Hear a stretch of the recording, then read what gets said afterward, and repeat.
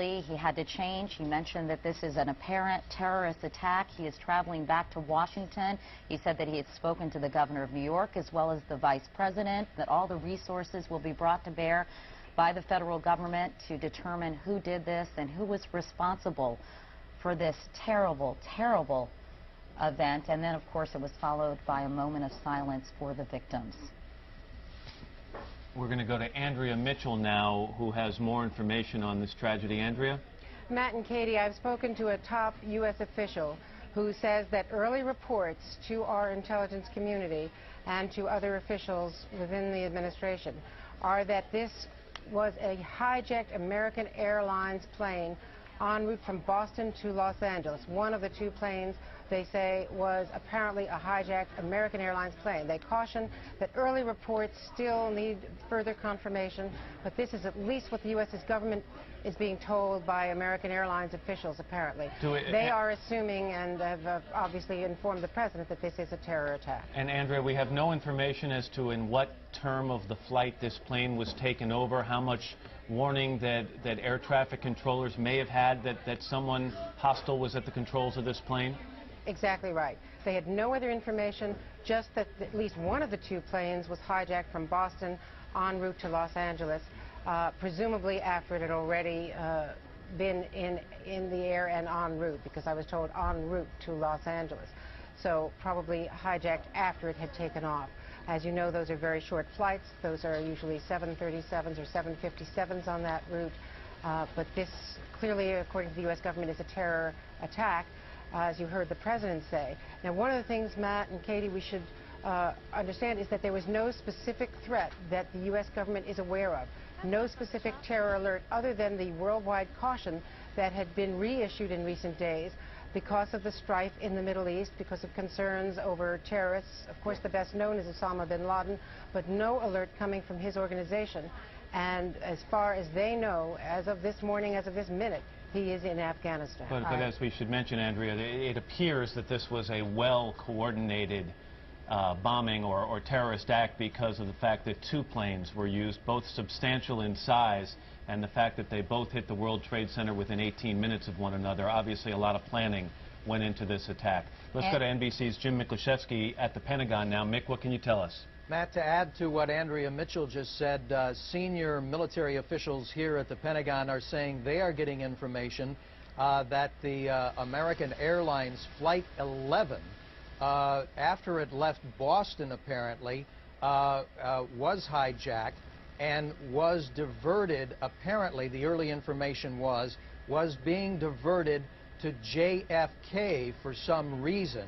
And then obviously nobody knows exactly who was at the controls of the plane, but it broke off its route from to Los Angeles and was headed toward JFK. That was the initial information that officials had received when obviously it did not go to JFK, but veered off and headed toward the World Trade Center. But again, no indication as to who may be responsible or who was at the controls of that plane when it rammed into the World Trade Center. Matt. Nick, thank you.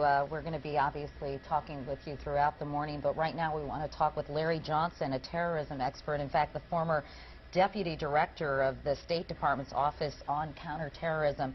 Mr. Johnson, can you please put this into some kind of perspective for us and give us your insight on what might have happened here? Well, first we need to be cautious before jumping to the conclusion that it's necessarily terrorism. I mean, I would be inclined, based upon the preliminary reports we've seen, to say that that's the case.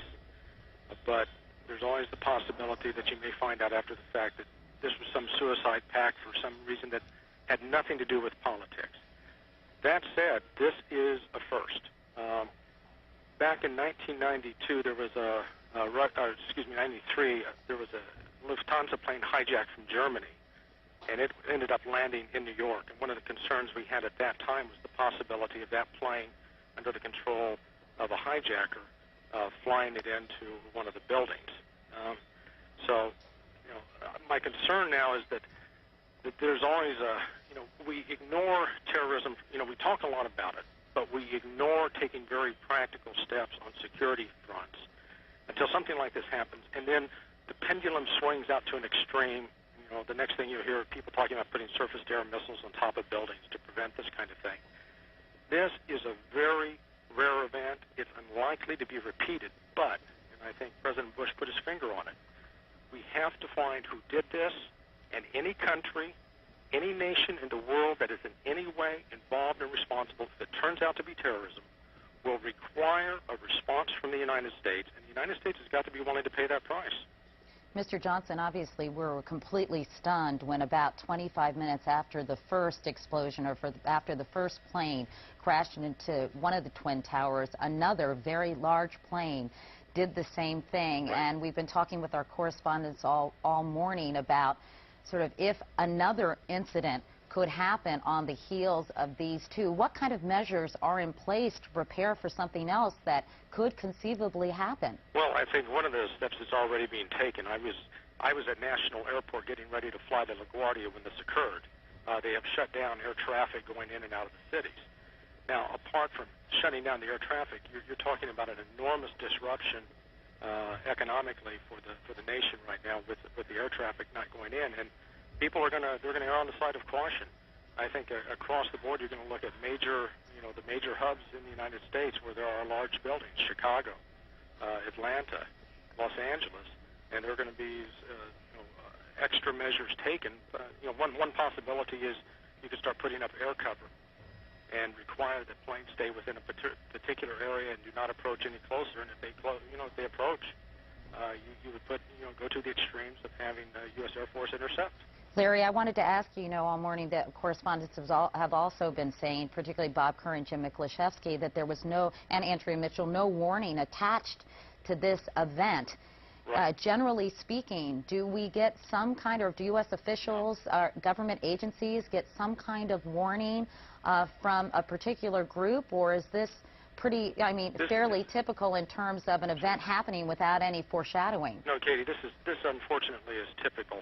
It's only in the movies that you get the advanced warnings. You look at every major terrorist incident against the United States, whether you're talking Pan Am 103, the World Trade Center, the USS Cole bombing, the bombing in Dhahran, Saudi Arabia. Okay. Rarely do you get an advance notice. Larry, I'm sorry to interrupt you, okay. but Jim Miklaszewski has some new information at the Pentagon. I hope you'll stand by and continue to talk with us. Mick? Katie, I don't want to alarm anybody right now, but apparently it felt just a few moments ago